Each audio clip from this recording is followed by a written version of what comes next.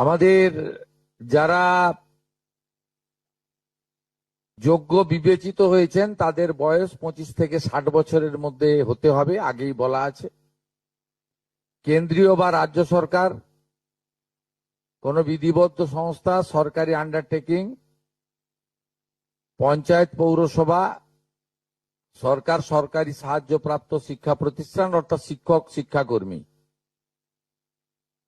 স্থায়ী সরকারি চাকরিতে নিযুক্ত থাকেন বা পেনশনার্স আসবে না যেহেতু 60 ঊর্ধ্ব, এটা ইরেলিভেন্ট। এরা এই বেনিফিটের মধ্যে পড়ছেন না। তাছাড়া যারা আয়কর প্রদান করেন, অর্থাৎ এখন আয়করের ঊর্ধ্ব সীমা হচ্ছে 12 লক্ষ টাকা বছরে। 12 লক্ষ টাকা পেরিয়ে গেলে আয়কর দিতে হয়। যে পরিবার আয়কর দেন, অর্থাৎ যার বাৎসরিক আয় 12 লক্ষ টাকা, সেই পরিবার এই কর্মসূচি অন্তর্ভুক্ত হওয়ার সুযোগ পাবেন না।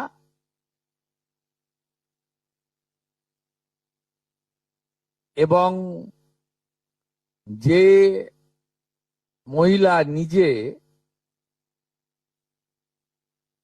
10,000 টাকার বেশি নিজে উপার্জন করেন মাসে,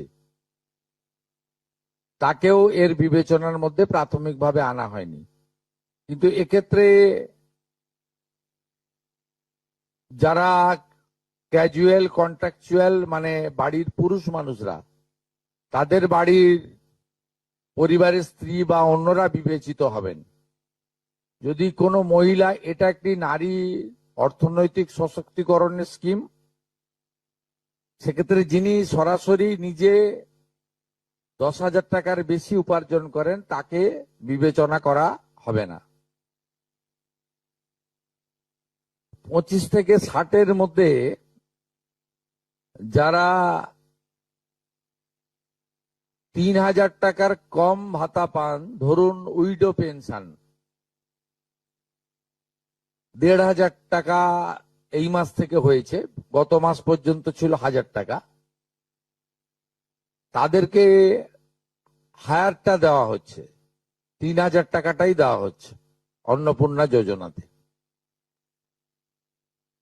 এই ধরনের যত স্কিম 25 থেকে 60 মহিলাদের রয়েছে, যারা 3,000 টাকার কম পান বিভিন্ন ভাতা, তাদেরকে 3,000 টাকার অন্নপূর্ণা যোজনার ভাতাটাই দেওয়া হচ্ছে। এক্ষেত্রে দুটি ক্ষেত্রে